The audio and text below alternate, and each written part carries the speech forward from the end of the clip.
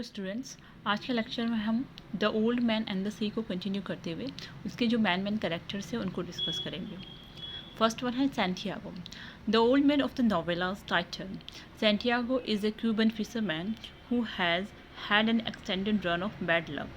Despite his expertise, he has been unable to catch a fish for 84 days. He is humble, yet exhibits a justified pride in his abilities. His knowledge of the sea and its creatures and of his craft is unparalleled and helps him preserve a sense of hope regardless of circumstances. Throughout his life, Santiago has been presented with contests to test his strength and endurance.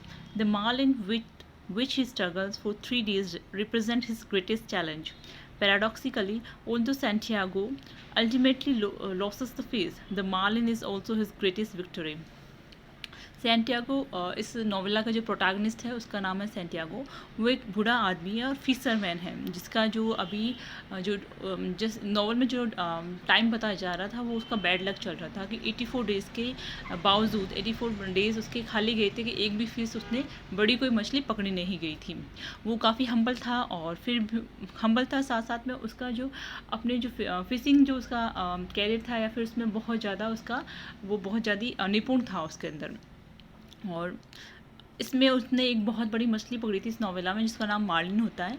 और Marlin सांप के द्वारा नष्ट हो जाते हैं, मतलब उसका जो जितना भी फ्लैश होता है, जिससे भी उसका मांस वगैरह होता है उसका, वो सारी जो शार्क मछलियाँ होती है वो उसको खा जाती है। फिर भी उसकी जो ग्रेटेस्ट विक्ट्री होती है सैंटियागो की कि उसने बहुत बड़ी मार्लिन नाम की एक मछली पकड़ी थी। Second है the marlin. Santiago hooks the marlin which we learn at the end of the novella measures 18 feet on the first afternoon of his fishing expeditions. The fishing lines serve as a symbol of the fraternal connection Santiago feels with the fish. When the captured marlin is later destroyed by sharks, Santiago feels destroyed as well. Like Santiago, the marlin is implicitly compared to Christ.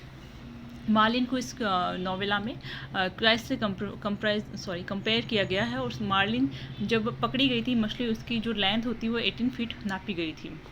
और Santiago ने उसने अपने जो fishing expedition था उसके first दिन पे Marlin को पकड़ा था और 3 दिन तक उसके साथ स्ट्रगल किया था। उसके बाद में जब मार्लिन की डेथ हो गई थी या फिर उसने जवाब दे दिया था, तब वो अपनी घर की तरफ वापस आया था और रास्ते में शार्क मछलियों ने मार्लिन को जो जितना भी उसका फ्लैश था उसको सारा का सारा खा लिया था। मैनुलिन A boy, presumably in his adolescence, Malolin is Santiago's apprentice and devoted attendant. The old man first took him out on a boat when he was merely 5 years old. Due to Santiago's recent bad luck, Manolin's parents have forced the boy to go out on a different fishing boat. Manolin, however, still cares deeply for the old man, to whom he continues to look as a mentor.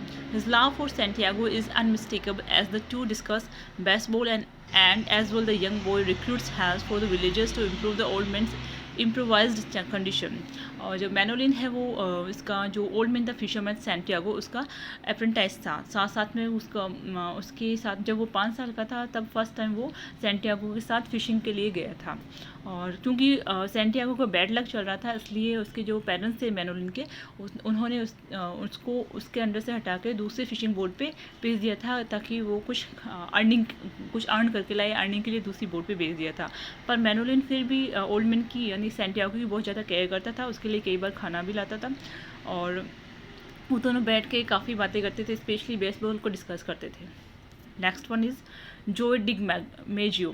Although Digmaggio never appears in the novel, he plays a significant role nonetheless. Santiago worships him as a model of strength and commitment, and his thoughts turn towards Dimago when he needs to reassure himself of his own strength. Despite a painful bone spur that might have crippled another player, Dimago went on to secure a triumphant career.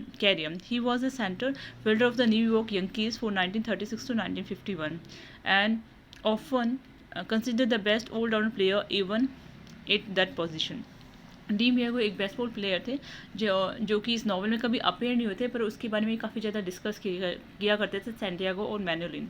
और उसको worship इसलिए करता था क्योंकि उसके नज़र में या सैंटियागो की नज़र में डिमियागो जो थे वो स्ट्रेंथ मतलब उसमें स्ट्रेंथ और कमिटमेंट यानी किसी चीज़ को अपन